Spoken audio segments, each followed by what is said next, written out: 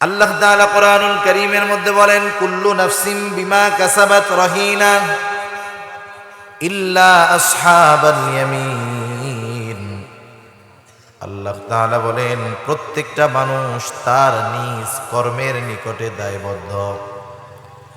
তার মানে এখানে বোঝাইতে চাইতেছেন আল্লাহ তাআলা, মুফাসসিরিনে কেরাম বলেন, সহজ ভাষায় হলো যারা পাপ করেছে তাদের কর্মের কাছে তারা শাস্তিপ্রাপ্য। ইল্লা আসহাবাল ইয়ামিন, তবে শাস্তিপ্রাপ্ত তারা হবে না যারা ডান হাতে আমলনামা পেয়েছে। আল্লাহ তাআলা বলেন, ফি জান্নাতি ইয়াতাসাআলুন, জান্নাতীরা পরস্পর আলোচনা করবে। তাফসীরে ইবনে কাসীরের মধ্যে আসছে, জান্নাতীরা দুনিয়ার মধ্যে তারা যাদের সাথে সম্পর্ক ছিল তাদেরকে খুঁজতে থাকবে। কোথায় আমার সেই বন্ধু, একসাথে একই স্কুলে পড়তাম, একসাথে খেলাধুলা করতাম, এক শিক্ষকের কাছে প্রাইভেট পড়তাম, একই সাথে ঘোরাফেরা করতাম, আমি জান্নাতে আমার বন্ধুটা কোথায়? খুঁজা টুইজা দেখবে জান্নাতের মধ্যে কোথাও নাই। আল্লাহ তাআলার কাছে জানতে চাইবে, আল্লাহ তাআলা জানায় দিবে, বান্দা দুনিয়ায় যে তোমার বন্ধু ছিল সে তো জান্নাতে নয়, সে জাহান্নামে। আলহামদুলিল্লাহ, ঐতিহ্যবাহী মাদারীপুর জেলার অন্তর্গত শিবচর থানাধীন সেনেরবাট কেন্দ্রীয় জামে মসজিদের উদ্যোগে আয়োজিত সপ্তম বার্ষিক ওয়াজ ও দোয়ার মাহফিল। আজকের এই ওয়াজ ও দোয়ার মাহফিলের সম্মানিত শ্রদ্ধেয় সভাপতি, আমন্ত্রিত প্রধান অতিথি, বিশেষ অতিথিবৃন্দ সহ সম্মানিত শ্রদ্ধেয় উলামায়ে কেরাম, সামনে উপস্থিত মুরব্বিয়ানে কেরাম, সমবয়সী যুবক বন্ধু, স্নেহের ছোট ভাই এবং পর্দার অন্তরালে অবস্থানরতা সম্মানিতা শ্রদ্ধেয়া মা ও বোন, দয়াময় আল্লাহ রাব্বুল আলামিনের দরবারে অগণিত শুকর যে মহান মালিক আমাদের হায়াতে বরকত দিয়ে সুস্থ রেখে দুনিয়ার অন্যতম দামি এক মজলিসে আসার বসার, দ্বীনি আলোচনা শ্রবণ এবং আমাকেও আপনাদের খেদমতে কিছু দ্বীনি কথা পেশ করবার সুযোগ যে মহান মালিক দান করেছেন, সে মহান মানিবকে খুশি করার জন্য মহব্বতের সাথে জবান খুলে অন্তর থেকে আমরা একবার কালিমাতুশ শুকর পাঠ করি, আলহামদুলিল্লাহ। অগণিত দুরূদ ও সালাম সৈয়দুল আম্বিয়া, আশরাফুল আম্বিয়া, খাতামুল আম্বিয়া, বিশ্বনবী, শেষ নবী, শ্রেষ্ঠ নবী মুহাম্মাদুর রাসূলুল্লাহ সাল্লাল্লাহু আলাইহি ওয়াসাল্লামের উপর। আপনারা দীর্ঘক্ষণ ব্যাপী খুবই গুরুত্বপূর্ণ আলোচনা শুনতেছিলেন মুনাফিকের বৈশিষ্ট্য নিয়ে। যে কথাগুলো হযরত বলেছেন, যারা শুনেছেন, আল্লাহ তাআলা কথা অনুযায়ী আমল করবার তৌফিক দান করুন। হযরতকে আল্লাহ তাআলা সুস্থ দীর্ঘ নেক হায়াত দান করুন। আমি আপনাদেরকে বেশি সময় কষ্ট দিব না, অল্প সময় কিছু কথা আপনাদের খেদমতে পেশ করবার নিয়তে পবিত্র কোরআনুল কারীমের অন্যতম প্রসিদ্ধ সূরা সূরা মুদ্দাসসির থেকে কয়েকটা আয়াত তিলাওয়াত করেছি। আল্লাহ তাআলা তৌফিক দেন কিছু কথা আমি আপনাদের খেদমতে আয়াতে কারিমাগুলোকে সামনে রেখে বলতে পারি, যে কথাগুলো আমাদের সবার দুনিয়া এবং আখিরাতের জন্য কল্যাণকর হয়। সম্মানিত উপস্থিতি, আসলে এ দুনিয়াতে আমরা যারা আছি, আমরা কেউ চিরদিন থাকবো না। দুনিয়া থেকে যেতে হবে। দুনিয়ার কর্মকাণ্ডের হিসাব আল্লাহ তাআলার সামনে দিতে হবে। এইটা বিশ্বাস করেন না এরকম দুই একজনই জায়গায় আছেন? যারা আছে সবাই এ বিশ্বাস করি দুনিয়াতে চিরদিন থাকা যাবে না, সাথে সাথে দুনিয়ার সব কাজের হিসাব আল্লাহ তাআলার সামনে দেওয়া লাগবে। প্রথমত, যেহেতু দুনিয়াতে চিরদিন থাকা যাবে না, হিসাব দেওয়া লাগবে, সেহেতু দুনিয়ার কাজগুলা সুন্দর হওয়ার দরকার, ভালো হওয়ার দরকার, ঠিক না? জন্ম এটা মৃত্যুর খবর জানিয়ে দেয়। একজন মানুষ যখন জন্ম লাভ করে, এখন নিশ্চিত যে তাকে মরতেই হবে। আমরা যখন মায়ের পেটের মধ্যে রূহ পাইলাম, প্রাণ পাইলাম, আল্লাহ সুবহানাহু ওয়া তাআলা মাতৃগর্ভে মায়ের রেহেমের মধ্যে যখন ওই যে এক বিন্দু পানি পৌঁছায় গেছে, শুক্র কীট পৌঁছায় গেছে, আল্লাহ সুবহানাহু ওয়া তাআলা ওই ছোট্ট ক্ষুদ্র শুক্র কীটকে 120 দিন প্রসেসের পরে একটা মাংসের টুকরা হিসাবে প্রস্তুত করছেন। 120 দিন পর মাংসের একটি টুকরো ছিলাম, আর ওই মাংসের টুকরোটা ছিল মৃত। কি ছিল? মৃত। মানুষের প্রথম হার্ট তৈরি হয়। কি তৈরি হয়? হৃদয়। হৃদয়, যেটার মাধ্যমে আমরা বাইচে আছি। হার্ট হলো শরীরের পাম্প। সারা দেহের মধ্যে হার্ট রক্ত পাঞ্চিং করে মোটরের মতো ছড়ায় দেয়। শরীরের কোনো অর্গানে যদি রক্ত চলাচল বন্ধ হয়ে যায়, ওই অর্গানটা অবশ হয়ে যায়, প্যারালাইজড হয়ে যায়, ওইটা আর চলে না। সেজন্য দেখবেন অনেক সময় অনেক শিশু আমাদের দেশে জন্ম নেয় বিকলাঙ্গ, হাত পুরাপুরি হয় নাই, পা পুরাপুরি হয় নাই, চোখ এখনো ফুটে নাই, চোখ বন্ধ। আবার অনেকের এমনও আছে মাথা পরিপূর্ণভাবে এখনো শক্ত হয় নাই, শুধু চামড়ার আবরণ আছে। এরকম অনেক জীবিত শিশু দুনিয়াতে জন্মগ্রহণ করে কি করে না? করে। তা যাই হোক, 120 দিনের মাথায় যখন আল্লাহ তাআলার আদেশে দুইজন ফেরেশতা মায়ের গর্ভের মধ্যে হাজির, আল্লাহ তাআলা এই দুইজন ফেরেশতাকে পাঠিয়ে দিয়েছেন ওই মৃত যেই মাংসের টুকরা, ওর মধ্যে রূহ ফুঁকে দেওয়ার জন্য। রূহ, আমি আপনি এখন দুনিয়াতে আছি, মারা যাওয়ার পরে আমাদের ব্যাপারে বলে কি যে অমুকে ইন্তেকাল করছে বা অমুকের লাশ, বলে না? এটা হাতও আছে, পাও আছে, চোখও আছে, কানও আছে, সব আছে, নাই কি? আসল জিনিসটাই নাই, ওইটাই আসল। রূহ কি জিনিস এটা দেখা যায় না। রূহ কি জিনিস দেখা যায়? দেখা যায় না। ইহুদিদের কাছে মক্কার কাফেররা যখন রাসূল সাল্লাল্লাহু আলাইহি ওয়াসাল্লাম নিজের রিসালাতের কথা বলছেন, ইহুদিরা তো আহলে কিতাব, ধারাবাহিকভাবে তাদের কাছে অনেক নবী প্রেরিত হয়েছেন। ইসমাঈল আলাইহিস সালামের পর থেকে নিয়ে রাসূলুল্লাহ সাল্লাল্লাহু আলাইহি ওয়াসাল্লামের বংশে আর কোনো নবী আসে নাই। কিন্তু ইহুদিদের বংশে, ইহুদিদের ধারাবাহিকতার ক্রমান্বয়ে অনেক নবী তারা পাইছে। তাই মক্কার কুরাইশ কাফেরেরা চিন্তা করলো, মুহাম্মদ নবী কি নবী না এটা তো আমরা বুঝতে পারবো না। সে যে দাবি করতেছে নবী, আসলে সে নবী কিনা এটা আহলে কিতাব ইহুদিরা বুঝতে পারবে। দুইজন লোককে বাছাই করে তারা মদিনায় পাঠিয়ে দিছে, তোমরা এই দুইজন যাবা, যাওয়ার পরে মুহাম্মাদের ব্যাপারে বলবা সে আসলে নবী কি নবী না, আমরা এই বিষয়টা জানতে চাই, তার ব্যাপারে তোমরা ইহুদিদের কাছ থেকে যাই না আসবা। ওই দুইজন গেছে, গিয়া ইহুদি আলেমদেরকে বলতেছে, আমাদের মধ্য থেকেই একজন মানুষ, সে নিজেকে নিজে নবী বলে দাবি করতেছে, আসলে সে নবী কি নবী নয় এটা আমরা কিভাবে বুঝতে পারবো? ইহুদিরা 3টা প্রশ্ন শিখিয়ে দিচ্ছে। কয়টা প্রশ্ন? 3টা প্রশ্ন শিখিয়ে দিচ্ছে। এর মধ্যে একটা প্রশ্ন হলো জিজ্ঞাসা করবা রূহ কি জিনিস, রূহ কি জিনিস। যাই হোক, ঘটনা তো লম্বা, আমি ঘটনা বলা উদ্দেশ্য না। রাসূল আকরাম সাল্লাল্লাহু আলাইহি ওয়াসাল্লামকে তারা জিজ্ঞাসা করছে। যাই হোক, ওহী আসতে বিলম্ব হয়েছে কারণে এক সময় আল্লাহ তাআলা রাসূল সাল্লাল্লাহু আলাইহি ওয়াসাল্লামের কাছে এই প্রশ্নগুলোর জবাব পাঠিয়ে দিয়েছেন। আল্লাহ তাআলা বলেন, ওয়ায়াসআলুনাকা আনির রূহ, তারা আপনার কাছে জানতে চায়, তারা আপনাকে জিজ্ঞাসা করে রূহ সম্পর্কে।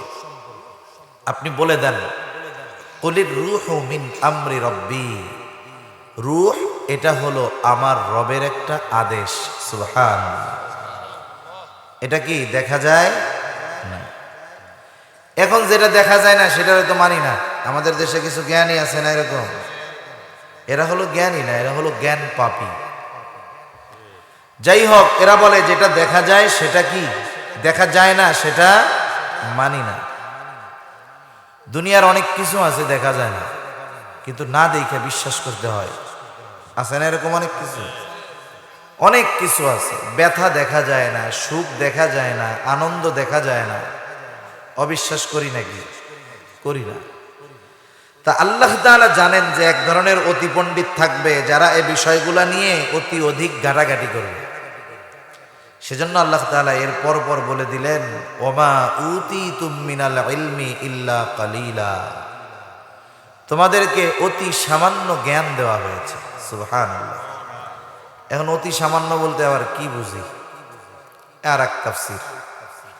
তা যাই হোক, অতি সামান্য বলতে কতটুকু বুঝি, পবিত্র কোরআনুল কারীমের একটা সুন্দর শিক্ষা সফরের ঘটনা আছে। হযরত মূসা আলাইহিস সালাম আর খাজির আলাইহিস সালামের সফরের একটা ঘটনা আছে। দুইজন সফর যখন শুরু করছে, প্রথম নৌকায় উঠছে দুইজন। কোথায় উঠছে? নৌকায়। নৌকায় উঠার পরে ওনারা দুইজন দেখতে পাইলেন, আপনারা যারা নদীপথে তো ভ্রমণ করছেন, মাঝে মধ্যে দেখছেন যে পাখি উড়ন্ত অবস্থায় পানি খায়। দেখছেন? পাখি কিন্তু উড়ন্ত অবস্থায় নদীর থেকে পানি খায়।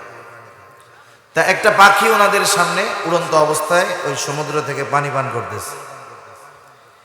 এ দৃশ্য দেখে হযরত খাজির আলাইহিস সালাম মূসা আলাইহিস সালামকে বলতেছে, ভাই মূসা, এই যে পাখিটার ঠোঁটে যতটুকু পানি উঠবে,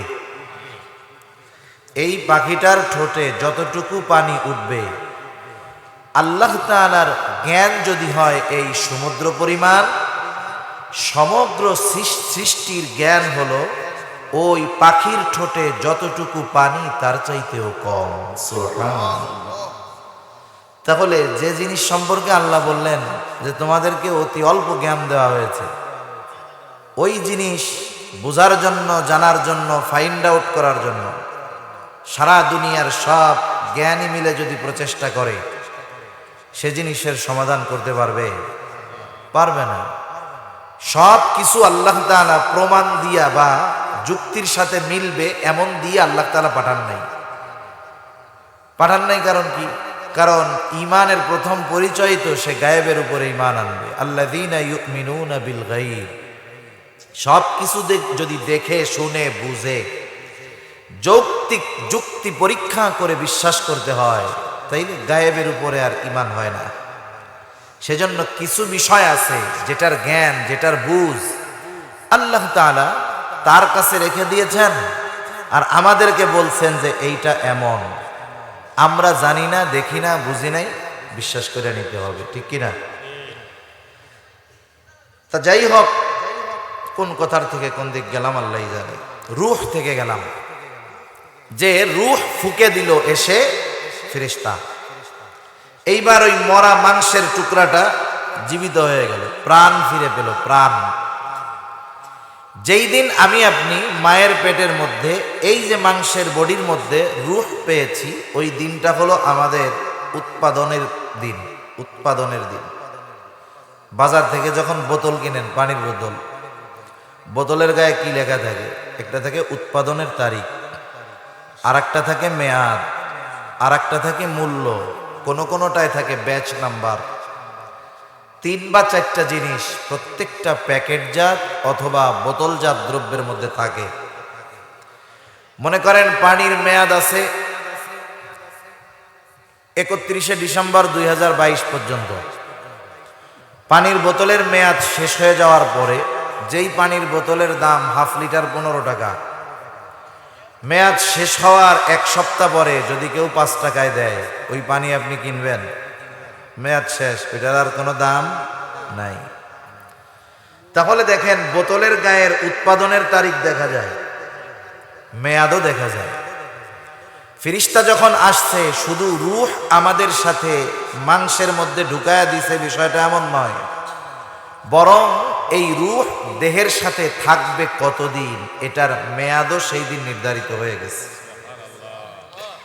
বোতল থেকে, ফ্যাক্টরি থেকে যখন বোতল বের হয়, উৎপাদনের তারিখ আর মেয়াদের তারিখ দুইটাই থাকে কি থাকে না? আমি আপনি যেই দিন প্রাণ পেয়েছি, রূহ কতদিন এই দেহের সাথে থাকবে, ওইটারও একটা নির্দিষ্ট মেয়াদ আছে। বোতলের গায়ের মেয়াদ দেখা যায়, চিপসের গায়ের মেয়াদ দেখা যায়, আমার আপনার মেয়াদ কতদিন দেখাও যায় না, জানাও যায় না। তবে নির্দিষ্ট একটা মেয়াদ আছে, ওই মেয়াদ যখন ফুরিয়ে যাবে সুস্থ মানুষও বাঁচতে পারবে না। মেয়াদ যতক্ষণ না ফুরাবে ততক্ষণ দুনিয়ার কেউ মরবে না। একটু আগে হঠাৎ একটা জিনিস আসলো খবর, সৌদি আরবের এক প্রিন্স, যুবরাজ, সে তার স্কুলে যাওয়ার সময় অ্যাক্সিডেন্ট করছে। 17 বছর কেমোতে আছে। কেমো বুঝেন? লাইফ সাপোর্টের মধ্যে আছে 17 বছর, এখনো সে লাইফ সাপোর্টের মধ্যে আছে, বেঁচে আছে সে, এখনো মারা যায় না। তাহলে অসুস্থতা মানুষকে মারতে পারে না, বরং মেয়াদ যখন শেষ তখন সে থাকতে পারে না। মেয়াদটা আল্লাহ তাআলা এত নিখুঁতভাবে রাখছেন, একেবারে যেই মুহূর্তে আমার আপনার মেয়াদ শেষ হবে যথাসময়ে মালাকুল মউত হাজির হয়ে যাবে। এক মুহূর্ত আগেও আসবে না, এক মুহূর্ত বিলম্ব হবে না।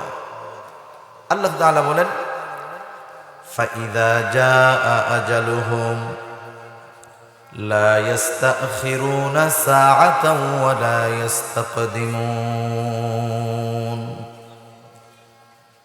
আল্লাহ রাব্বুল আলামিন জানায় দেন, সময় যখন হাজির হয়ে যাবে, নির্ধারিত সময় যখন উপস্থিত হয়ে যাবে, এক মুহূর্ত বিলম্ব হবে না, এক মুহূর্ত আগেও মৃত্যু আসবে না।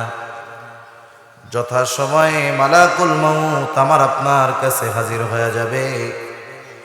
যখন রূহটা দেহ থেকে বের করে নিয়ে যাবে, আমাদের অঞ্চলে যখন কোনো মানুষ মারা যায় মাইকে অ্যানাউন্স হয়, অমুক এলাকার অমুক, অমুকের ছেলে অমুক আজ বিকাল 5 ঘটিকার সময় ইন্তেকাল করিয়াছে, আগামী দিন সকাল 10টায় তার জানাজা হবে।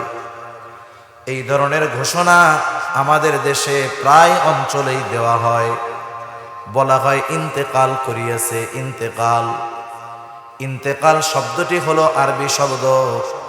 ইন্তেকাল শব্দের অর্থ হলো স্থানান্তরিত হওয়া।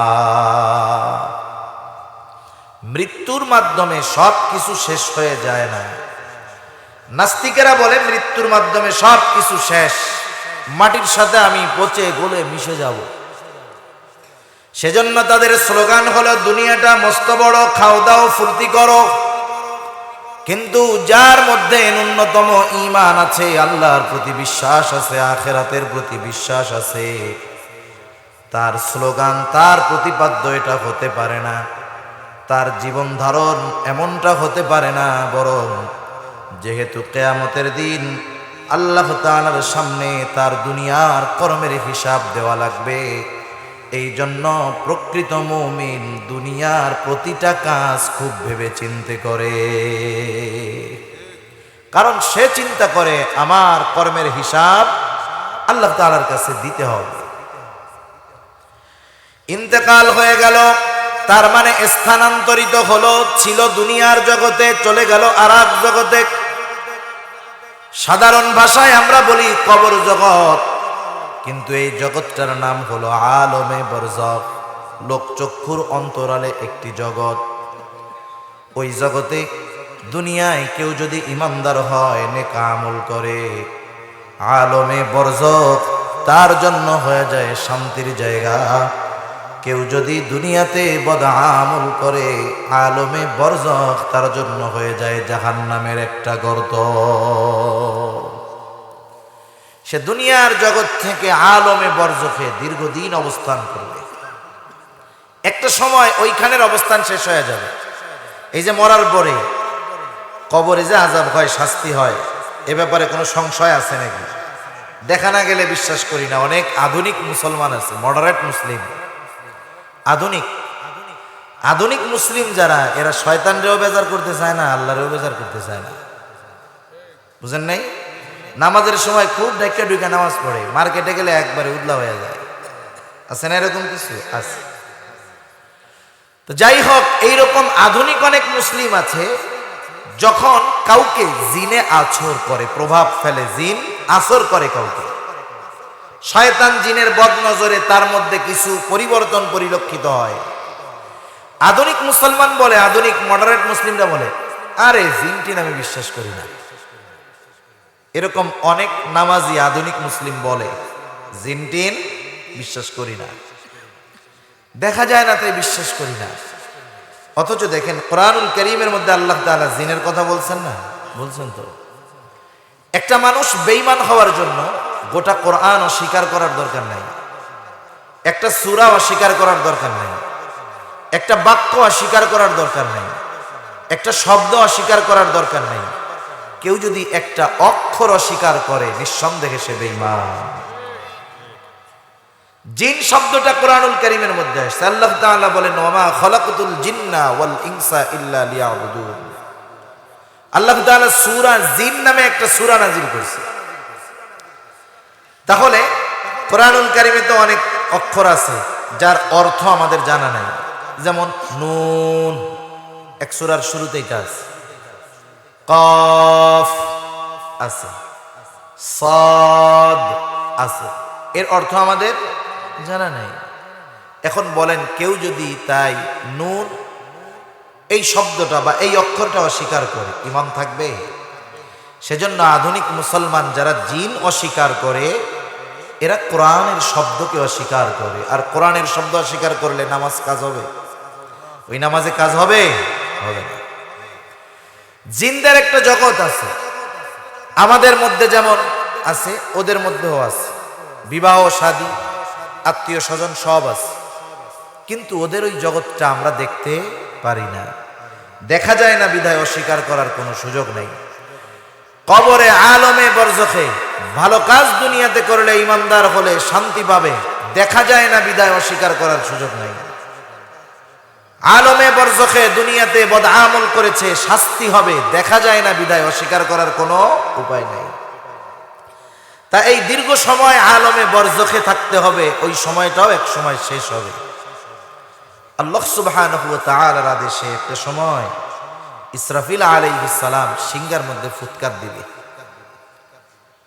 আল্লাহ তাআলা কোরআনুল কারীমের মধ্যে বলেন, ওয়ানুফিখা ফিস সূরি ফাসাইকা মান ফিস সামাওয়াতি ওয়া মান ফিল আরদ সুম্মা নুফিখা ফীহি উখরা ফাইযা হুম কিয়ামুন ইয়ানদুরুন। আল্লাহ রাব্বুল আলামিন বলেন, অনুফিকা ফিস সূর ফাসাইকা মান ফিস সামাওয়াতি ওয়া মান ফিল আরদ। প্রথমবার সিংহায় যখন ফুৎকার দেওয়া হবে, আসমান জমিন এই দুয়ের মাঝে যা কিছু আছে সব অজ্ঞান হয়ে যাবে, সবার মৃত্যু ঘটে যাবে।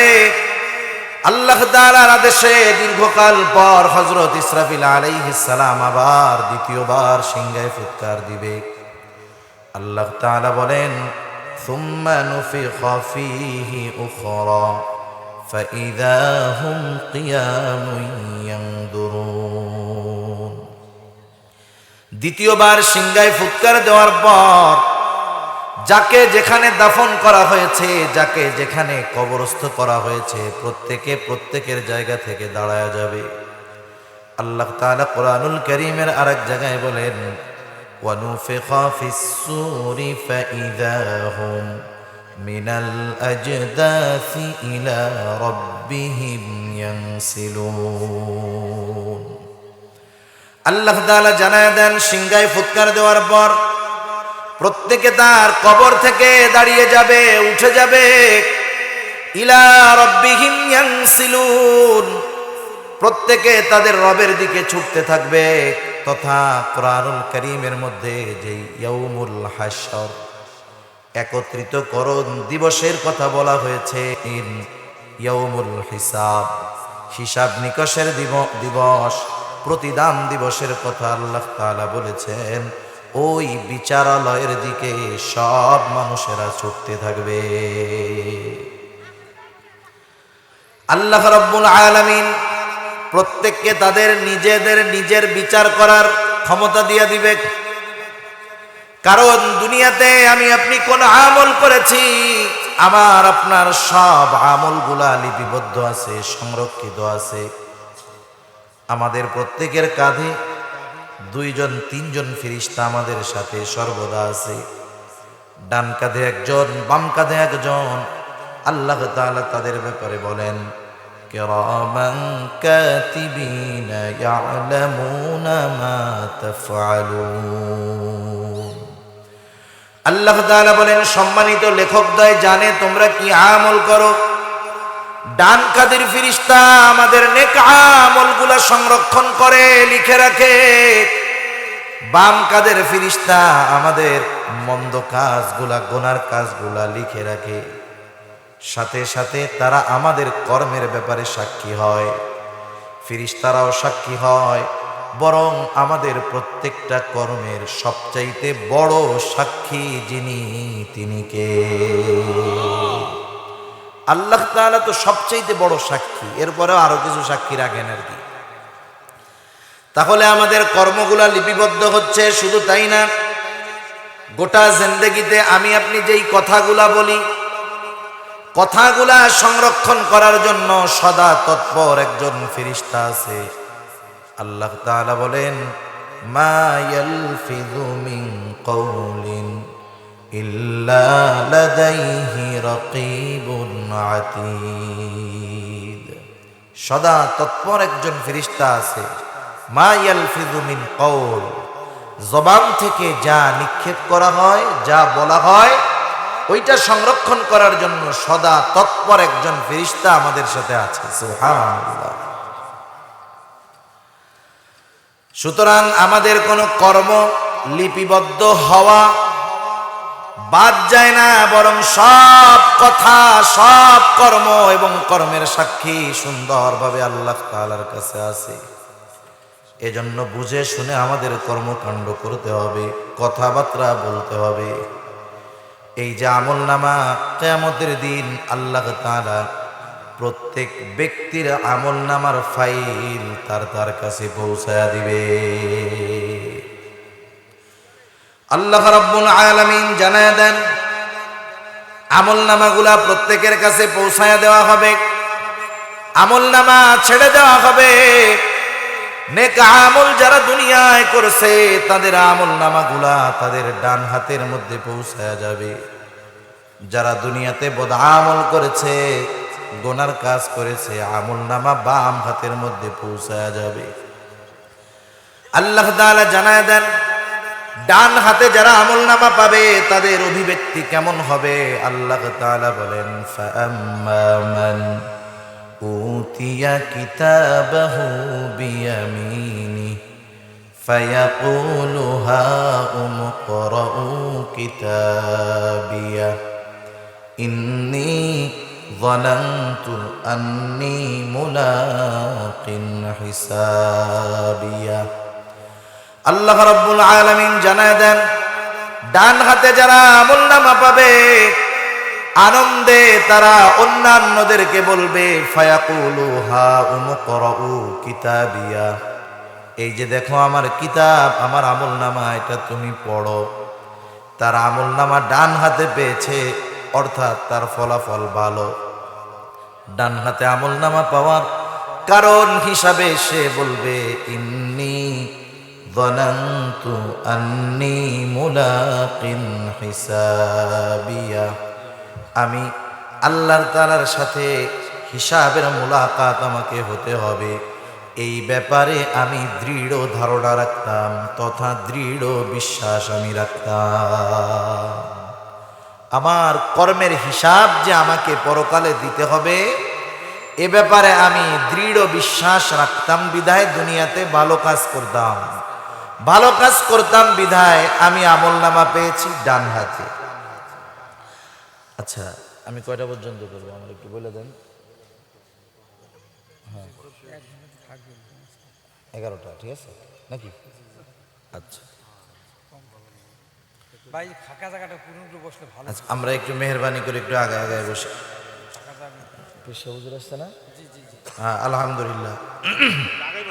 হাজি শরিয়াতুল্লাহ রহমতুল্লাহি আলাইহির বংশধর আলহাজ হযরত মাওলানা আব্দুল্লাহ মোহাম্মদ হাসান সাহেব হাফিজাহুল্লাহ পীর সাহেব বাহাদুরপুর, সভাপতি বাংলাদেশ ফরায়েজি আন্দোলন, হযরত চলে আসছে।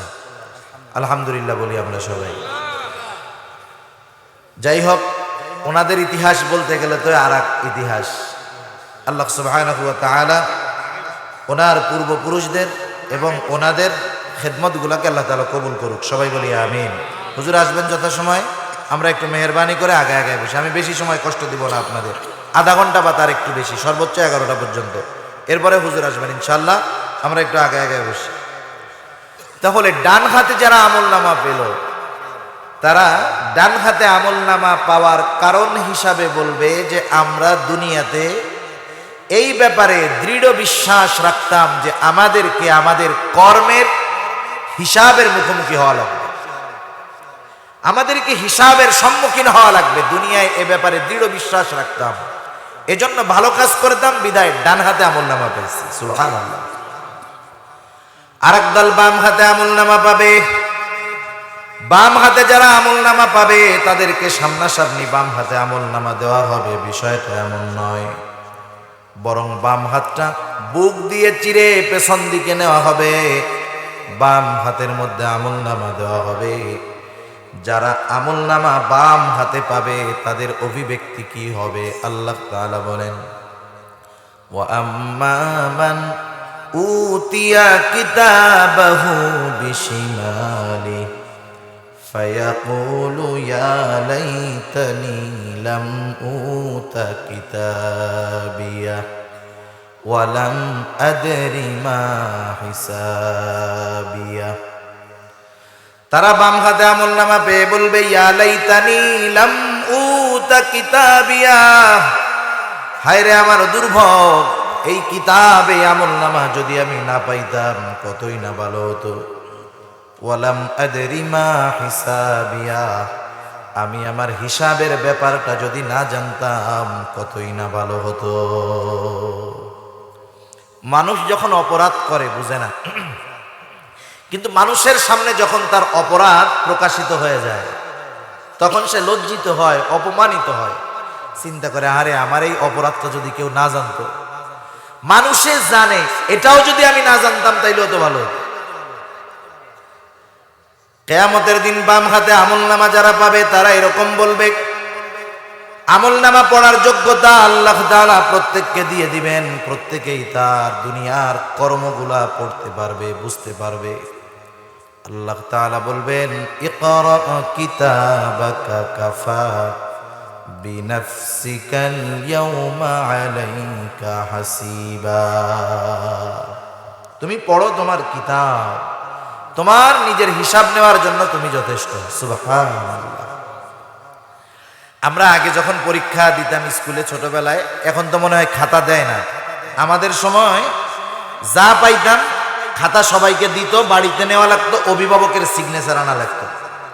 একজনে ফেল করছে, খাতাটা দিয়ে কয়, দেখ ফেল করছস, কি লেখছস দেখ, তুই পড়া দেখ, তুই বুঝবি তুই কি লেখছস।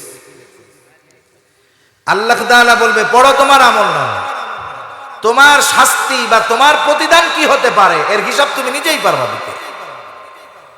এবার আমলনামা পড়বে, খাতা দেখে যে সব অঙ্কের মধ্যে ভুল, যোগের জায়গায় বিয়োগ, বিয়োগের জায়গায় যোগ, প্লাসের জায়গায় মাইনাস, সবগুলোর মধ্যে জিরো। আমলনামা পড়ে মানুষেরা বলবে, মা লিহাযাল কিতাব লা ইউগাদিরু সগীরাতান ওয়ালা কাবীরাতান ইল্লা আহসাহা।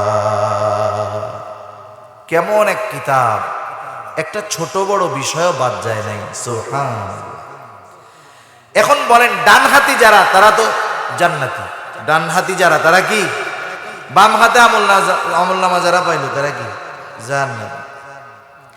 এবার মনে করেন জান্নাতীরা জান্নাতে, জাহান্নামীরা জাহান্নামে।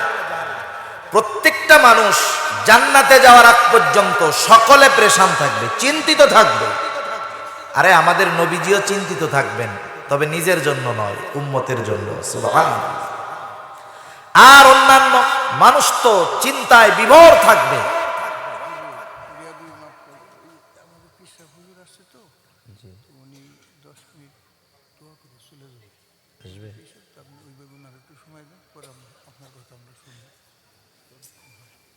আচ্ছা, আসতে বলো।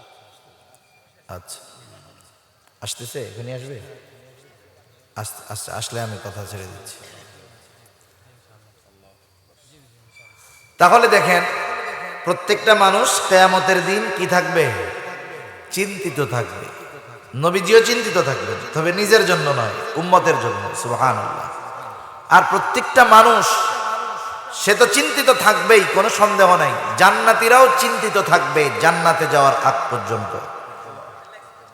সেই দিনের অবস্থা হলো এমন, যেই মা যেই সন্তানকে গর্ভে ধারণ করছে, সেই মা যদি সন্তানের সাথে দেখাও হয়ে যায়, এত চিন্তিত থাকবে মা যে সে তার সন্তানের পরিচয়কে অস্বীকার করবে।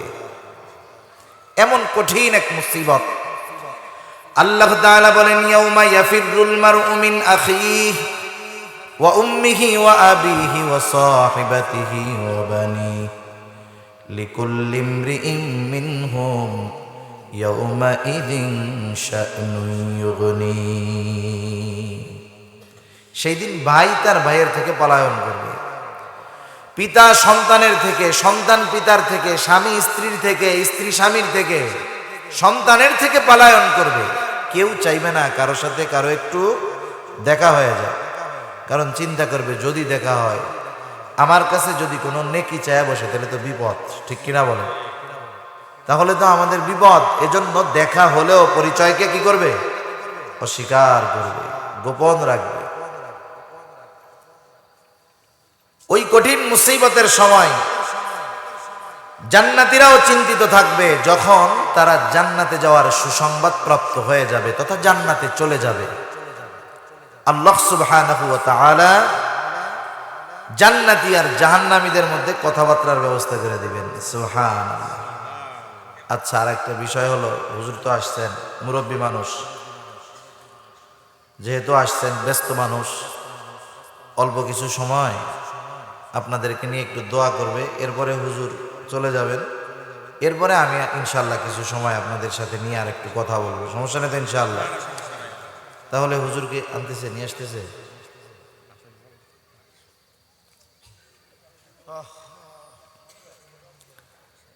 তাহলে জান্নাতী আর জাহান্নামীদের মধ্যে আল্লাহ তাআলা কি করবেন? কথাবার্তার ব্যবস্থা করে দিবেন। এই কথাবার্তার দ্বারা কয়েকটা বিষয় পরিলক্ষিত হয়। এক নাম্বার বিষয়, এটা বলি আমি শেষ করি, এরপরে হুজুর আসুক, বাকিগুলো পরে বলা যাবে। জান্নাতী আর জাহান্নামীদের মধ্যে কথাবার্তা হবে। এই কথাবার্তা আছে কোরআনুল কারীমে। কোন জায়গায় আছে? যে আয়াতগুলো আমি তিলাওয়াত করছি, এই আয়াতগুলোর মধ্যে। এখন আল্লাহ তাআলা জান্নাতী আর জাহান্নামীদের মধ্যে কথাবার্তা হবে, এটা জানাই দিলেন ১৫০০ বছর আগে। কত বছর আগে? ১৫০০ বছর আগে আমরা কোরআনুল কারীমে আমরা জানতে পারছি, নবীজির কাছে ওহী নাজিল হয়েছে, দুনিয়ার মানুষ জানতে পারছে। আসি দুনিয়াতে জান্নাতী আর জাহান্নামীদের মধ্যে যে কথোপকথন হবে বা হইল, আল্লাহ তাআলা এত আগে আমাদের জানায় দিলেন। আসি তো দুনিয়ায়, আল্লাহ তাআলা কেমনে জানাইলেন? এ কথাটা বোঝার জন্য একটা বিষয় আমরা বুঝতে পারলে আমাদের জন্য সহজ হয়ে যাবে ইনশাআল্লাহ। সময় আমাদের কাছে কয় ভাগে বিভক্ত বলেন তো? বুঝেন? সময় কয় ভাগে বিভক্ত? 3 ভাগে। একটা হলো অতীতকাল, বর্তমানকাল আর ভবিষ্যৎকাল। অতীত, বর্তমান, ভবিষ্যৎ। কিছু অতীত, কিছু বর্তমান, কিছু ভবিষ্যৎ। বলেন তো, ভবিষ্যৎ যেটা, সেটার ব্যাপারে আমাদের কোনো খোঁজ খবর আছে? আমাদের নাই।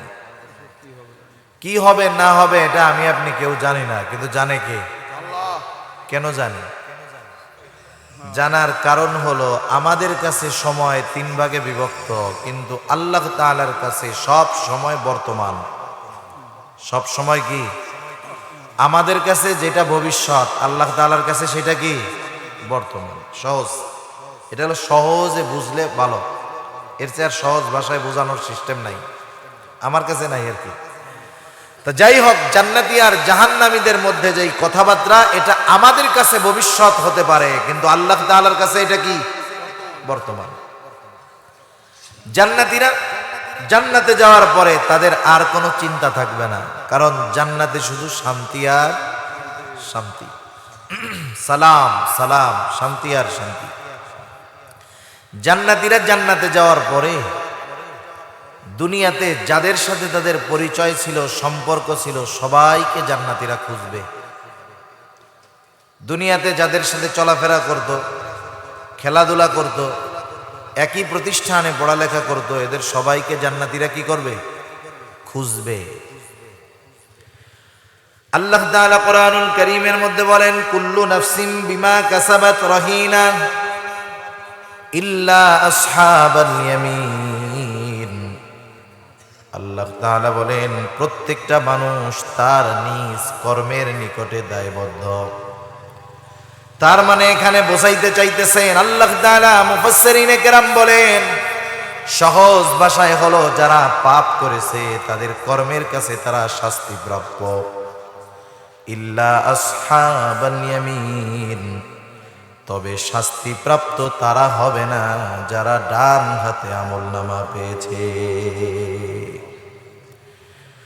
আল্লাহ তাআলা বলেন, ফি জান্নাতি ইয়াতাসাআলুন, জান্নাতীরা পরস্পর আলোচনা করবে। তাফসীরে ইবনে কাসীরের মধ্যে আসছে, জান্নাতীরা দুনিয়ার মধ্যে তারা যাদের সাথে সম্পর্ক ছিল তাদেরকে খুঁজতে থাকবে। কোথায় আমার সেই বন্ধু, একসাথে একই স্কুলে পড়তাম, একসাথে খেলাধুলা করতাম, এক শিক্ষকের কাছে প্রাইভেট পড়তাম, একই সাথে ঘোরাফেরা করতাম, আমি জান্নাতে আমার বন্ধুটা কোথায়? খুঁজা টুইজা দেখবে জান্নাতের মধ্যে কোথাও নেই। আল্লাহ তাআলার কাছে জানতে চাইবে, আল্লাহ তাআলা জানায় দিবে, বান্দা দুনিয়ায় যে তোমার বন্ধু ছিল সে তো জান্নাতে নয়, সে জাহান্নামে। এখন তো সে জাহান্নামে। আল্লাহ তাআলা তাদের সাথে শুধু কথাবার্তা না, দেখার ব্যবস্থা করে দিবেন।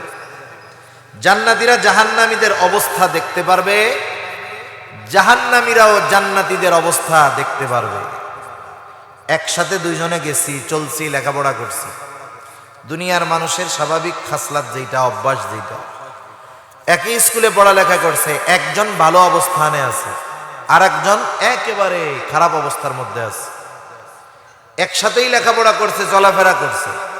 খারাপ অবস্থায় যে আছে, যখন তার বন্ধুকে ভালো অবস্থায় দেখে অন্তরের মধ্যে স্বাভাবিক আফসোস লাগে, আরে একসাথে লেখাপড়া করছি, ও আজকে ভালো অবস্থানে, আমি মন্দ অবস্থানে। এই যে বিষয়টা জানার পর, দেখার পর, সে যত কষ্টে ছিল, বন্ধু ভালো আছে এটা দেখার পর স্বাভাবিকভাবে তার অন্তরে আরো কষ্ট বেড়ে যাবে। কারণ কি, একসাথেই তো ছিলাম, একসাথে লেখাপড়া করছি, তার অবস্থা কোথায়, আমার অবস্থা কোন জায়গায়। আবার যে ভালো অবস্থানে আছে, সে যখন দেখবে একসাথে বন্ধুর সাথে লেখাপড়া করছি, তার অবস্থা খারাপ। এবার ভালো অবস্থানে যে আছে, সে যদি প্রকৃত জ্ঞানী ব্যক্তি হয়, সে আল্লাহর শুকরিয়া আদায় করবে, আল্লাহ এই বন্ধুদের সাথে একসাথে ছিলাম, তার অবস্থা কি আর আমারে আপনি কই রাখছেন, আলহামদুলিল্লাহ। জান্নাতীরা যখন জাহান্নামীদের অবস্থা দেখবে, আল্লাহ তাআলার প্রতি তাদের কৃতজ্ঞতা, শুকরিয়া আরো বেড়ে যাবে। আর জাহান্নামীরা যখন তাদের বন্ধু বান্ধবদেরকে জান্নাতের মধ্যে দেখবে, তাদের কষ্টের তীব্রতা অনুভব আরো বেশি বেড়ে যাবে। শুধু যে দেখবে একে অপরকে তা নয়, কথাবার্তার ব্যবস্থা করে দিবেন আল্লাহ তাআলা। সেই কথাই আল্লাহ তাআলা বলেন, ফি জান্নাতিন ইয়াতাসাআলুনা আনিল মুজরিমিনা মা সালাকাকুম ফি সাকার। জান্নাতীরা জাহান্নামীদেরকে জিজ্ঞাসা করবে, মুজরিমদেরকে জিজ্ঞাসা করবে, পাপীদেরকে জিজ্ঞাসা করবে, মা সালাকাকুম ফি সাকার, কোন কারণে তুমি এই সাকারে আসলা, কোন জিনিস তোমাকে এই জাহান্নামে আনলো। জান্নাতীদের এই প্রশ্নের জবাবে জাহান্নামীরা জাহান্নামে যাওয়ার 4টি কারণ বর্ণনা করবে। কয়টি কারণ? একটু জবান খুলে বলেন, কয়টা? 4টি কারণ জাহান্নামীরা বর্ণনা করবে। এই 4 কারণ যদি আমাদের কারো মধ্যে থাকে, খবরদার, তার ঠিকানা হয়ে যেতে পারে জাহান্নাম। জাহান্নামীদের ওই বদ অভ্যাসগুলো যদি থাকে এটা আমাদের বাদ দিতে হবে, দেওয়া যাবে না ইনশাআল্লাহ। জাহান্নামে যাওয়ার কারণ হিসাবে 1 নম্বরে তারা বলবে লাম নাকু মিনাল মুসাল্লিন। জাহান্নামীরা জাহান্নামে যাওয়ার 1 নম্বর কারণ হিসাবে বলবে আমরা মুসল্লি ছিলাম না। মুসল্লি কাকে বলে? জুমার দিন যে মসজিদে হাজির হয় তাকে নাকি? আসলে মুসল্লির সংজ্ঞাটা কেমনে দিব, কেমনে বোঝাবো? 5 ওয়াক্ত নামাজ পড়লেই যে মুসল্লি হয় তা নয়, বরং একটা হাদিসের মাধ্যমে মুসল্লির প্রকৃত সংজ্ঞাটা ভালো মতো বোঝা যাবে। রাসূল আকরাম সাল্লাল্লাহু আলাইহি ওয়াসাল্লাম এক হাদিসের মধ্যে জানায় দেন, কিয়ামতের দিন কোথাও কোনো ছায়া থাকবে না, সূর্যটা একেবারে নিকটে থাকবে। সেই দিন শুধুমাত্র আল্লাহ তাআলার আরশের ছায়া থাকবে, আরশের ছায়া ব্যতীত আর কোথাও কোনো ছায়া থাকবে না। নবীজি জানায় দেন, ওই আরশের ছায়ায় সেই দিন 7 ধরনের তথা 7 শ্রেণীর মানুষ স্থান পাবে। এই 7 শ্রেণীর মানুষের মধ্যে 1 শ্রেণীর মানুষ হলো রাজুলুন কলবুহু মুআল্লাকুন ফিল মাসাজিদ। ওই ব্যক্তি যার অন্তর মসজিদের মধ্যে থাকতো, মসজিদের সাথে থাকতো, সে মসজিদের মধ্যে সব সময় থাকতো, বিষয়টা এমন নয়, বরং তার অন্তর সর্বদা মসজিদের মধ্যে থাকতো। যার অন্তরে যেইটা, সেই কাজটাই সে সহজে করতে পারে। কেমনে মসজিদের মধ্যে অন্তর থাকে? আপনাদের এলাকায় অনেকে প্রবাসী আছে না? আছে না প্রবাসী? আপনাদের এলাকায় তো ইটালি বেশি, ইটালিয়ান লোক আছে না? ইটালিতে থাকে বেশি, অনেক আছে ইটালিয়ান লোক। মাঝে মধ্যে সে তো এক রং ওয়েতে, রং ওয়ে বুঝেন, অবৈধভাবে গেছে, 20 লাখ খরচ করে অবৈধ পথে গেছে, ঋণ কর্জ সুদের উপরে টাকা এনে গেছে, এরপরে ওর মন চায় না থাকতে, চলে আসতে মন চায়, ঠিক না? প্রকৃত মুসল্লি যে সে যেখানেই থাক, যত ব্যস্ত থাক, নামাজের সময় হলে আর থাকতে মন চায় না। শত ব্যস্ততা তার থাকুক না কেন, মুসল্লি যখন নামাজের সময় হয়ে যায়, যেখানেই থাক সে মসজিদের মধ্যে চলে যায়। নামাজ সে বাদ দেয় না, নামাজ ছাড়ে না, বরং সে সব সময় নামাজের জন্য প্রস্তুত থাকে। সে এক নামাজ পড়া আর এক নামাজের নিয়ত করে রাখে, এক নামাজ পড়ে আর এক নামাজের কি করে রাখে? নিয়ত করে। ফজর পড়ছে, আল্লাহ ফজরটা পড়াইলেন, জোহরটাও জানি সুস্থের সাথে পড়তে পারি, এই যে নিয়ত করছে, ভালো নিয়ত না মন্দ নিয়ত? এ নামাজ পড়তে পারুক আর না পারুক, মইরা যায় যাক, অসুবিধা নেই। নিয়ত করার কারণে সওয়াব আছে না নাই? এই যে চিন্তা, তার অন্তর, তার টেন্ডেন্সি, তার চিন্তাধারা মসজিদের সাথে থাকে। বলেন, যেই লোকের চিন্তার মধ্যে মসজিদ, অন্তরের মধ্যে মসজিদ, সে কি বেনামাজি হইতে পারে? সে নামাজি, কোনো সন্দেহ নেই। এইটাই কোনো আসল মুসল্লি। আমরা আমাদের ধারণার কমতি আছে, বুঝের অনেক কমতি আছে। আমরা মনে করি যে দুনিয়াতে শরীয়তের হুকুম আহকাম যদি মেনে চলি, পরকালেই শুধু শান্তি, দুনিয়ায় মনে হয় কিচ্ছু নাই। এই কারণে শহর অঞ্চল সহ গ্রাম অঞ্চলেও দেখা যায় জুমার দিন 5-6 তালা মসজিদ, একেবারে সব ভরে, রাস্তা ব্লক। ওই মসজিদেই আসরের নামাজে নিচের তালার 3 ভাগের 1 ভাগও ভরে না, ঠিক না? যে মুসল্লিরা আসছিল ওরাও কিন্তু ওই মহল্লার, হয়তো বাহিরের কয়েকজন আছে। এত নামাজি এক মহল্লায়, অথচ আসরের সময় নামাজি নেই। ওই কি হয় না? কেন নাই? অধিকাংশ বেনামাজি যারাই খানা খাওয়ান, ধনী হোক গরিব হোক, আত্মীয় হোক অনাত্মীয় হোক, হিন্দু হোক আর অন্য ধর্মের হোক, মুসলিম হোক আর অমুসলিম হোক, দেশি হোক আর বিদেশি হোক, খানা খাওয়াবো কার সন্তুষ্টির জন্য? সাহাবায়ে কেরাম খানা খাওয়াইতেন আল্লাহর সন্তুষ্টির জন্য। আমরা দাওয়াত দিয়েও খানা খাওয়াই কামাই করার জন্য, বুঝেন? এক সময় মুরব্বীরা তো পয়সা আছে না, অনেকে আপনাদের কষ্ট হইতেছে নাকি? মুরব্বীরা তো পয়সা আছে, মুরব্বীদের দেখছি আর কি 3-4 প্যাচ দিয়ে আত্মীয়, মানে ওনার খালাতো ভাই, চাচাতো ভাই, ফুফাতো ভাই, মামাতো ভাই, খালাতো ভাই, সেই হিসাবে ওনারও কি খালাতো ভাই। ওই আত্মীয়র সাথে সম্পর্ক বোঝেন, এই ধরনের আত্মীয় আমাগো এই জামানায় খবরও নেই, চিনি না ওইগুলো, অথচ ওনাদের একটা আত্মার সম্পর্ক ছিল। দূর আত্মীয়দের সাথেও, দূর সম্পর্কের আত্মীয়দের সাথে ওনাদের ভালো সম্পর্ক ছিল। আমাদের নাই, কাছের গুলার সাথেই তো নাই, দূরের গুলা তো বহুত দূর। এখন দেখেন ওই যে 3-4 জোড়া দেওয়ার পরে খালাতো ভাই, ওই খালাতো ভাইয়ের মাইয়া বিয়ে দিচ্ছে, এনারে দাওয়াত দেয় নাই।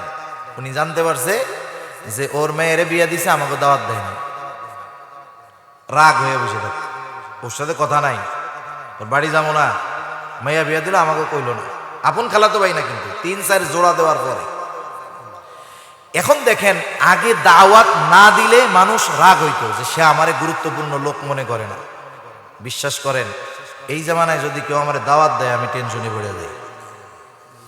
এ চিন্তা আপনারাও বলেন, জানেন যে আগে তো দাওয়াত দিলে কি কইতো, আরে কালকে বিয়া, 10-15-20 তারিখে বিয়া, আপনি যদি বলেন আচ্ছা 20 তারিখ সকালে যাবো, কি কয়, আরে না না আপনি তো 18 তারিখে যাবেন, 2 দিন থাকবেন, ঘুরবেন ফিরবেন, এরপরে বিবাহের পরে আর একদিন থেকে এরপরে আসবেন। আর এখন বাড়ি দাওয়াত নাই, এখন হলো ওই যে কমিউনিটি সেন্টার আছে না, কার্ড একটা ধরাই দিয়ে যাবে, কার্ডের মধ্যে অনেক জায়গায় লেখা থাকে only for 1 person, only for 1 person, মানে এক কার্ডে কয়জন যেতে পারবে, একজন। ও যদি চিন্তা করে এই পার্টিকে যদি বেশি কার্ড দেয় লাভ বেশি, তাহলে 3-4টা দিবে। আর যদি দেখে যে না এই জায়গা বিজনেস কম হবে, একটা দিয়ে চালায় দিবে। আবারও হিসাব করবে এক পাবলিক খাবে কয় টাকা, কয় টাকাই বা খাবে। আবার বাবু সিরে কয়ে দিবে তেল তেল বাড়াই দিন, গোলাপ জল একটু বেশি পারবেন যাতে ঘেরা নেই অর্ধভোজন হয়ে যায়। কিছু খাবার আছে ঘ্রাণ আসার পরে, ঘ্রাণ খুব ভালো কিন্তু খাইতে গেলে ওটার অবস্থা খারাপ, সামনে আসলে মনে হয় সব খাবো কাপুস গুপুস, কিন্তু ঘ্রাণ যখন নাকে আসে আর খাওয়া যায় না। এইবার মনে করেন দাওয়াত টাওয়াত দিয়া করছে কি, চারদিক দিয়ে আটকায় কমিউনিটি সেন্টারে ঢুকাই দিছে, তাই না? খাবা খাবা পালাবা কোথায়, টেবিল সামনে রেডি, দরজা একটা। লজ্জার খাতিরে হইল এই যে জামানা, জিনিসপত্রের যেই দাম, এইবার 1000 টাকার একটা নোট এর সে কম আর দেওয়ার উপায় নাই। আবার হিসাবও করে, এগুলোর ফর্দ রাখে, তো ফর্দ রাখা দেয়, হিসাব করে যে অমুকে দাওয়াত দিছিলাম, কয় টাকা দিছিল লেখা আছে। ও যদি দাওয়াত দেয় ওরে এই কয় টাকা দিতে হবে, এর বেশি কিন্তু দেওয়া যাবে না। পেইং গেস্ট সিস্টেম, এটা ইউরোপ আমেরিকানদের কালচার, এটা মুসলিমদের কালচার না। কি করে কতজনে সুদের উপরে টাকা নিয়ে খাওয়ায়, হাওলাতেই না খাওয়ায়, বাকিতে মাল জিনিস আইনা খাওয়ায়। কেন? চিন্তা করে ইনভেস্ট 2 লাখ করেছি, ব্যবসা আরো 2 লাখ হবে, গরু একটা জবাই দিতে কোনো অসুবিধা নেই। এখন চিন্তা করে দেখেন, আমরাও লজ্জায় পড়ে যাই অনেক সময়, অনেকে দাওয়াতে না গেলেও টাকা কিন্তু ঠিকই পাঠায় দেয়। এ ভুক্তভোগী আমরা একা না, আপনারা কম বেশি হন তো। এখন দেখেন দাওয়াত দিলে আমরা এখন টেনশনে পড়ে যাই, কেন? কারণ আমরা জানি যে দাওয়াত দিছে আল্লাহর জন্য দেয় নাই, কিসের জন্য দিছে? না গেলে ইজ্জত সম্মান শেষ, খাই আর না খাই টাকা কিন্তু দেওয়াই লাগে, মূল মাকসাদ এইটা। তাহলে এই ধরনের খানা যদি খাওয়ানো হয় কিয়ামত পর্যন্ত কোনো লাভ আছে? কোনো লাভ নাই। সাহাবায়ে কেরাম খানা খাওয়াই তো আল্লাহর জন্য, আমরা তো টাকার আশায় খাওয়াই, প্রতিদানের আশায় খাওয়াই, অথচ তারা যাদেরকে খানা খাওয়াইতো প্রতিদান তো বহুত দূর, তাদের কাছ থেকে একটু থ্যাংক ইউ আশা করতো না। আমরা অনেক সময় কই না, কিছু কইলো না, না কইলো একটু ধন্যবাদ তো দিবে, একটু সৌজন্যমূলক আচরণ তো করবে। সাহাবায়ে কেরাম খানা খাওয়াইয়া এই সৌজন্যমূলক আচরণটাও তারা আশা করত না। তাদের অভ্যাসটা কি ছিল? আল্লাহ তাআলা বলেন, ইন্নামা নুতঈমুকুম লিওয়াজহিল্লাহি লা নুরিদু মিনকুম জাযাআন ওয়ালা শুকুরা। তারা বলতো ইন্নামা নুতঈমুকুম লিওয়াজহিল্লাহ, আমরা তোমাদেরকে আল্লাহর জন্য খানা খাওয়াইছি, লা নুরিদু মিনকুম জাযাআ, আমরা তোমাদের কাছে কোনো প্রতিদান চাই না, প্রতিদান তো বহুদূর, ওয়ালা শুকুরা, তোমাদের কাছ থেকে একটু ধন্যবাদও আশা করি না। কারণ তারা এই খানা প্রতিদান ধন্যবাদের আশায় খাওয়ায় নাই, কার আশায় খাওয়াইছে? আমি আপনি যদি আল্লাহ তাআলার সন্তুষ্টির জন্য যারাই খানা খাওয়াবো, এই খাওয়ানোর মধ্যে কি আছে? ফজিলত আছে, বরকত আছে। আমাদের দেশে কত ধরনের খাওয়ানো আছে, 40 30 4 দিন আছে নি ফেতনা আপনাকে ওইদিকে। হায় রে হায়, খানা খাওয়ানো ভালো কাজ। কেউ যদি খাওয়ান আমি রাগ করেন না, কিন্তু বলার দরকার তো বলতে হবে। একটু চিন্তা করেন, 1 এলাকায় 1 লোক মারা গেছে অসুস্থতায়, চিকিৎসার অভাবে। ওই লোক মারা গেছে চিকিৎসার অভাবে, কিন্তু ওই লোক মারা যাওয়ার পরে ওর পোলারা 5 গরু জবাই দিয়ে এলাকায় খাওয়াই দিচ্ছে। হায় রে, 5 গরু জবাই দিয়ে এখন বাপের নামে মিলাদ খাওয়াইতেছস, আর তোর বাপ ওষুধ না খাইয়া চিকিৎসার অভাবে মরছে। হায়াত মৌতের মালিক আল্লাহ, চিকিৎসা করায় নাই, এখন 5 গরু খাওয়াইতেছে। আছে না নাই? খাওয়াস কেন? ভাই যদি না খাওয়াই ইজ্জত থাকবে না। তোর বাপের চিকিৎসা করাইলি না, তখন তোর ইজ্জত কোন জায়গায় ছিল? এখন 5 গরু খাওয়াইতেছে। এখন বলেন, আমাদের অঞ্চলেও এই খাওয়ানো একসময় অনেক ছিল, এখন নাই। আমরা কইতে কইতে মানুষ এখন বুঝে। অনেকে ভাবে কি যে এই খাবার যদি জারি থাকে, খাওয়াইন না হুজুর কই তো লাভ, ঠিক না? এখন আমরা যখন কই যে দোয়া হুজুরে দিয়ে করাইতে হবে কেন, আপনি নিজে শিখাভাবে লেগে দোয়া করেন, এতে ফায়দা বেশি। আমারে দাওয়াত দিলে আমি চিন্তা করবো যে দাওয়াত দিল টাকা পয়সা কেমন আছে, বুঝেন নাই? অবস্থা যেমন, দোয়া তত লম্বা আর বড় বড়, আর যার পকেট ঠান্ডা দোয়াও ঠান্ডা। আপনি যদি নিজে আপনার বাবার জন্য করেন, যেই আবেগ, অনুভূতি, মোহাব্বত, ভালোবাসা আব্দুর রহমান সুদাইসিরে আইনা দিলে কাম হবে।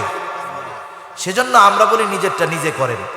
এইটা না বইলে আমরা যদি করতাম হুজুর গদিয়াই কওয়ান, বেশি ফজিলত, লাভ কি আমগো হইতো? দুনিয়ার লাভ হইতো না। কেন বলি, আসলে এটা নিজেই করলে সবচেয়ে ভালো। বাবারে খাওয়াইতেছেন, বাবার জন্য অসুবিধা নাই, কিন্তু এই ধরনের খানা খাওয়ানোর মধ্যে আমি দেখছি, ছোটবেলায় তো দেখছি এইসব, এই ধরনের খাবার মূলত যাদেরকে খাওয়ানোর দরকার এদের ক্ষেত্রে খুব অনীহা। একবারে নিচে সালাদ চট বিছাই দিয়া আগে দিতে কলার পাতায়, খাইছেন আপনারা কলার পাতায়? কলার পাতার উপরে দিয়া খালি চামচ বাড়ি মারবে। চামচ বাড়ি বুঝেন তো? এই খালি জল দিয়া দিয়া শেষ, 1 পিস 2 পিস গেল গেল, না গেল না গেল। আর যেগুলার মাথায় তেল আছে ওইগুলারে ঘরের মধ্যে বসাইয়া বড় ডেকসি একটা নিয়ে নেতা খান খান, একবারে পাতিলের মধ্যে বসাই দেয়, পারলে খান, ওর মধ্যে ঢুকা খান, কত খাইতে পারেন খান। এই খাবার যে খায় তার টেন্ডেন্সি, চিন্তাধারা কেমন, আর আমরা যাদের খাওয়াই আমাদের চিন্তাধারা কেমন?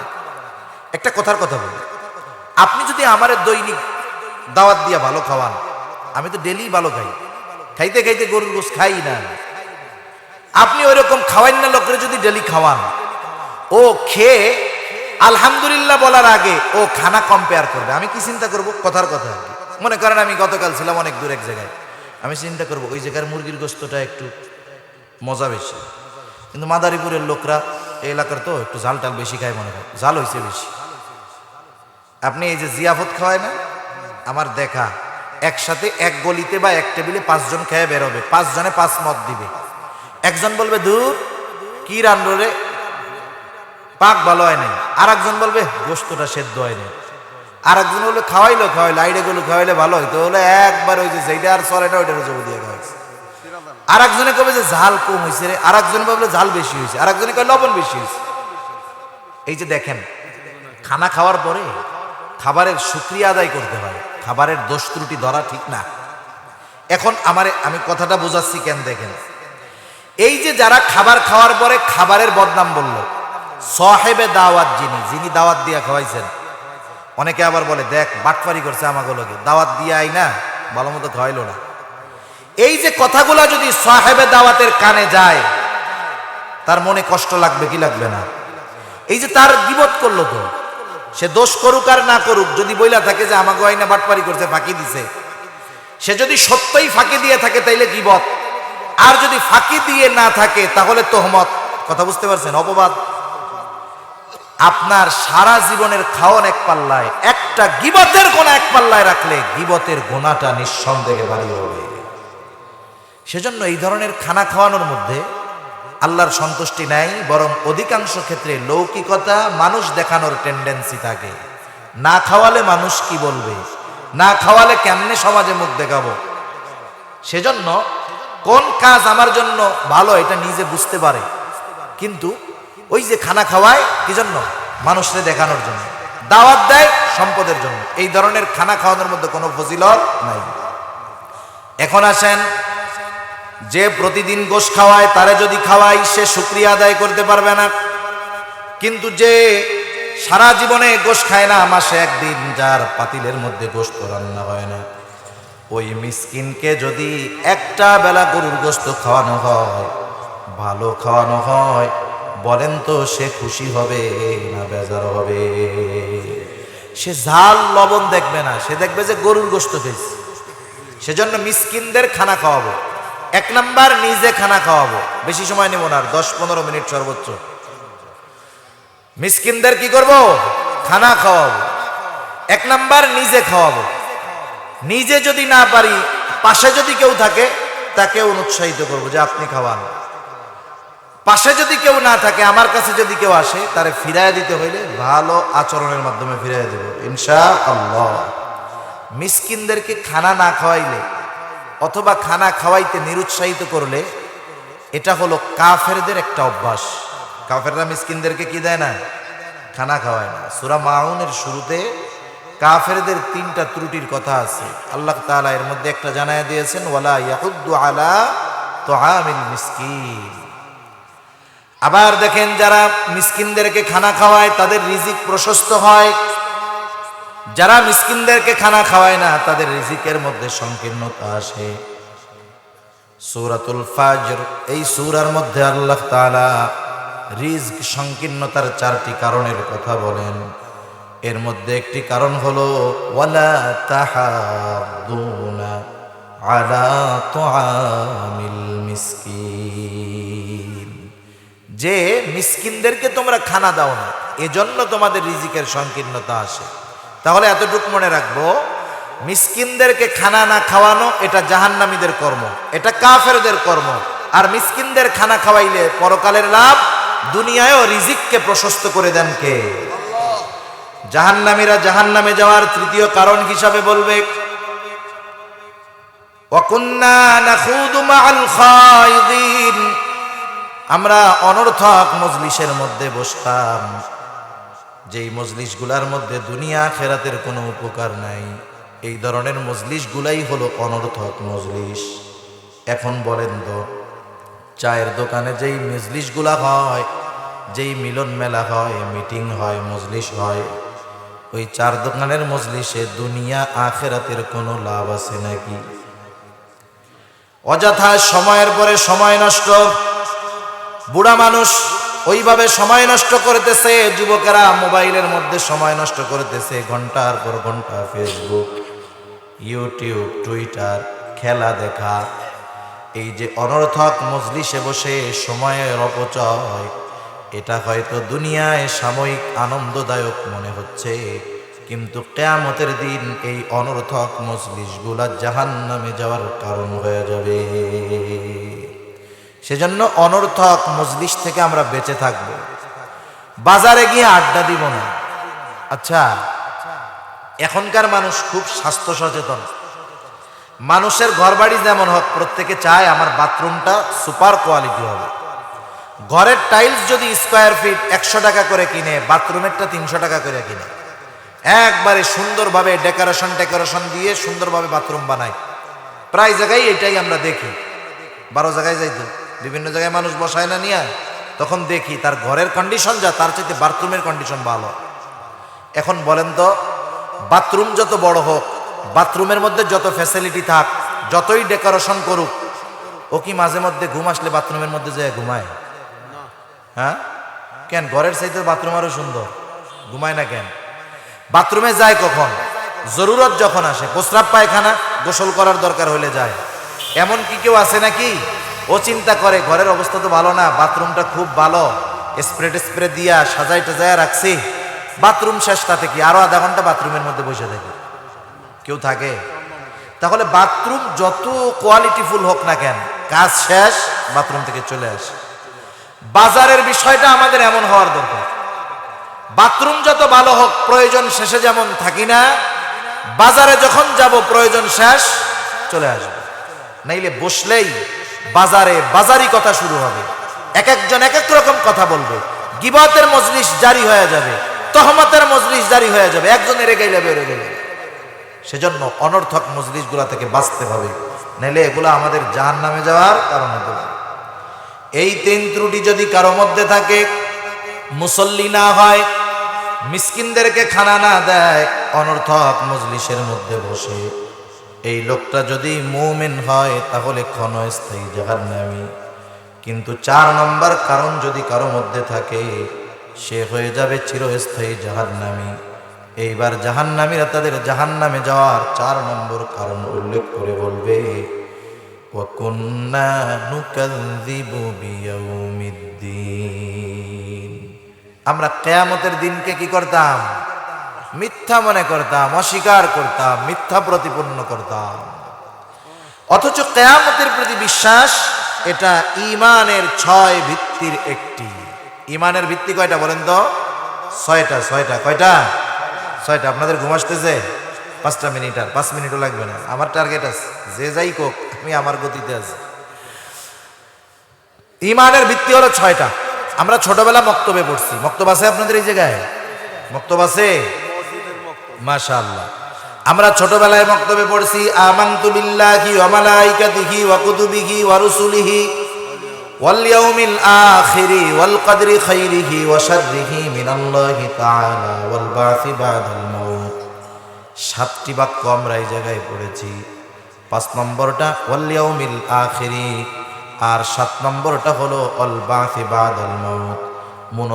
মূলত 5 আর 7 এই 2টা হলো 1-এর মধ্যে 2, এই হিসাবে হলো 6টা। কিয়ামতের দিনের উপরে বিশ্বাস রাখা।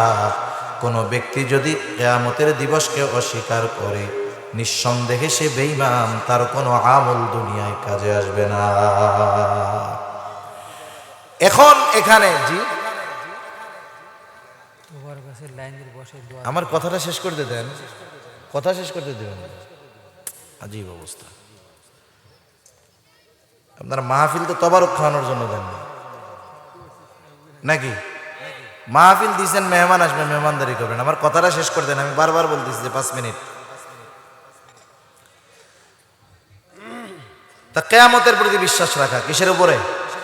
কিয়ামতের উপরে বিশ্বাস রাখা। কারণ কিয়ামতের উপরে যার যত বিশ্বাস গাঢ় গভীর, তার দুনিয়ার আমল তত সুন্দর। তার দুনিয়ার আমল কি? তত সুন্দর। কেন সুন্দর? শেষ কথা। শুরুতে আমি বলছিলাম, আল্লাহ তাআলা কোরআনুল কারীমের মধ্যে ডান হাতে যারা আমলনামা পাবে, তারা ডান হাতে আমলনামা পাওয়ার কারণটা বলে দিয়েছে। কি বলছে? ইন্নী যানানতু আন্নী মুলাকিন হিসাবিয়া, যে আমি এই ব্যাপারে দৃঢ় ধারণা রাখতাম যে আমাকে হিসাবের মুখোমুখি হওয়া লাগবে। এখন বলেন তো, হিসাবের মুখোমুখি আমাদের দুনিয়ায় হতে হবে না কিয়ামতে হতে হবে? তাহলে কিয়ামতে হিসাবের মুখোমুখি হওয়া লাগবে, এই চিন্তা যার আছে, সে দুনিয়ায় ভালো কাজ করে না মন্দ কাজ করে? এজন্য কিয়ামতের প্রতি যার যত বিশ্বাস বেশি, দুনিয়ার কর্ম তার তত সুন্দর বেশি। জাহান্নামীরা তাদের জাহান্নামে যাওয়ার এই 4টি কারণ উল্লেখ করবে। তারা বলবে অবস্থায় চলতেছে, ইতিমধ্যে কি হলো? হাত্তা আতানাল ইয়াকিন, দৃঢ় সত্যর আগমন ঘটলো, তথা মৃত্যুর আগমন ঘটলো। মারা গেলাম, তাওবা করার সুযোগ আর হইল না, জাহান্নামে চলে আসলাম। সেজন্য আল্লাহ সুবহানাহু ওয়া তাআলা আমাদের সবাইকে এই জাহান্নামীদের যেই 4 বদ অভ্যাস, এগুলা থেকে বেঁচে থাকার তৌফিক আল্লাহ দান করুন। সকলে বলি আমিন। ওয়া আখিরু দাওয়ানা আনিল হামদুলিল্লাহি রাব্বিল আলামিন। আসসালামু আলাইকুম ওয়া রাহমাতুল্লাহি ওয়া বারাকাতুহু। এবার কিভাবে কি করতে হবে বলে দেন। হ্যাঁ, আচ্ছা, আপনারা একটু সোজা হয়ে বসেন, আপনাদের জন্য মেহমানদারির ব্যবস্থা আছে। সবাই একটু সোজা হয়ে বসেন, মেহমানদারির ব্যবস্থা আছে, সোজা হয়ে বসেন। এভাবে একটু আকপিস করে বসেন, দোয়া হবে, দোয়ার পরে আপনাদের জন্য মেহমানদারির ব্যবস্থা আছে। এইভাবেই বসেন, ফিরে বসেন, দোয়া হবে, দোয়ার মধ্যে দিয়ে দিয়ে দেবে।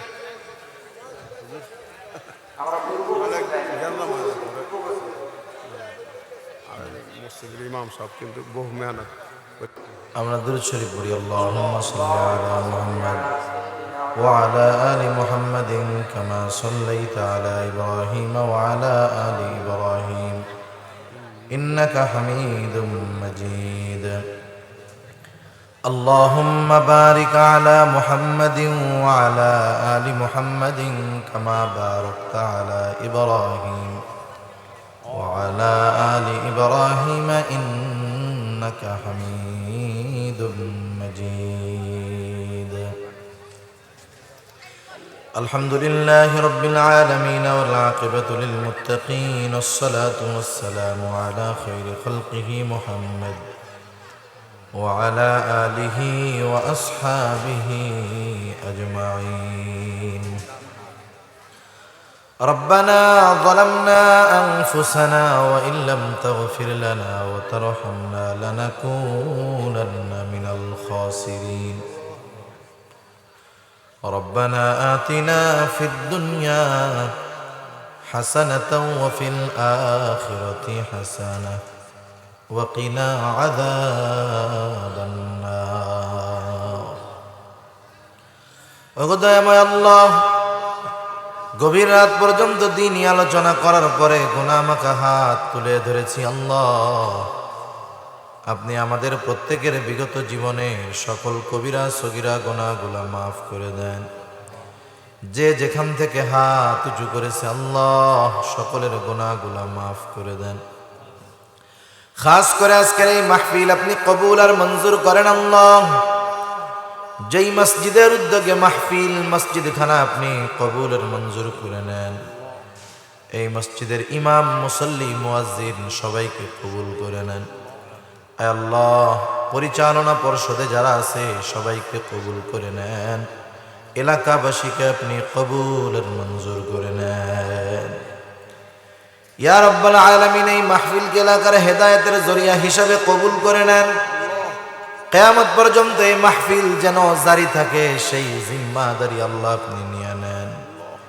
ইয়া রাব্বাল আলামিন খাস করে যারা অর্থ দিয়ে শ্রম দিয়ে সময় দিয়ে সৎ পরামর্শ দিয়ে বিভিন্নভাবে সহযোগিতা করেছে আল্লাহ প্রত্যেকের ছোট বড় সকল প্রকার সাহায্য সহযোগিতা আপনি কবুল আর মঞ্জুর করে নেন কে কোন আশায় সহযোগিতা করেছে আপনার জানতে বাকি নাই প্রত্যেকের মনের নেক চাওয়া নেক আশা আপনি কবুল করে নেন ইয়া রাব্বাল আলামিন ইয়া আরহামার রাহিমিন প্রবাসী ভাইদেরকে কবুল করে নেন যারা প্রবাসে আছে আল্লাহ সুস্থ রাখেন নিরাপত্তার সাথে রাখেন আয় আল্লাহ অর্থনৈতিক স্বাবলম্বিতার সাথে পুনরায় দেশে মায়ের কোলে ফিরে আসার তৌফিক আল্লাহ আপনি দিয়ে দেন ইয়া রাব্বাল আলামিন খাস করে আল্লাহ এই এলাকার যত ময় মুরব্বী দুনিয়া ছেড়ে চলে গেছে আল্লাহ সকলকে আপনি মাফ করে দেন কবরগুলা জান্নাতের টুকরা বানায়া দেন আল্লাহ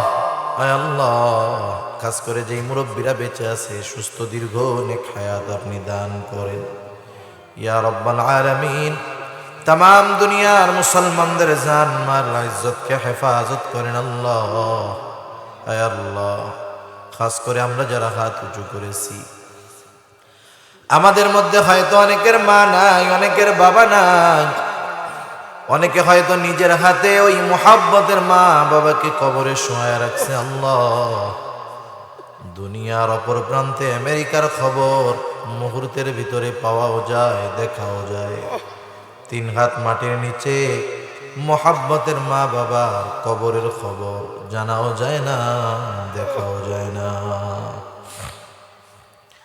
আল্লাহ গুনার কারণে যদি কারো মা বাবার কবরে আযাব হয় আয় আল্লাহ আমাদের মধ্যে যাকে পছন্দ যারা আমল পছন্দ তারা আমলের ওসিলায় ওই মা বাবার কবরের আযাব আল্লাহ আপনি মাফ করে দেন কবরগুলা জান্নাতের টুকরো বানায়া দেন কিয়ামতের দিন ডান হাতে আমলনামা দিয়ে হিসাব সহজ করে জান্নাতের ব্যবস্থা করে দিয়েন যাদের মা বাবা বেঁচে আছে সুস্থ দীর্ঘ নেক হায়াত দান করেন আল্লাহ আয় আল্লাহ যাদের সন্তান অবাধ্য আছে সন্তানগুলাকে বাধ্য করে দেন আয় আল্লাহ আমাদের স্ত্রী সন্তান আমাদের জন্য চক্ষু শীতলকারী হিসাবে কবুল করে নেন যারা অভাবে আছে অভাব দূর করে দেন, যারা ঋণগ্রস্ত আছে ঋণ পরিশোধ করার তৌফিক আল্লাহ আপনি দিয়ে দেন।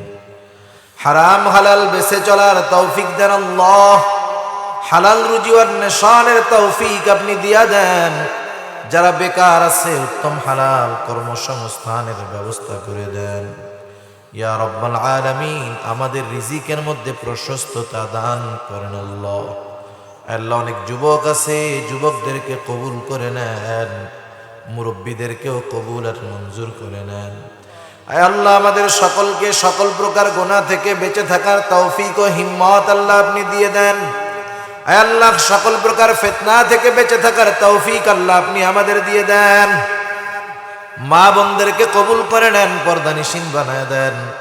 5 ওয়াক্ত নামাজ যথাযথভাবে আদায় করার তৌফিক আল্লাহ আপনি দিয়ে দেন।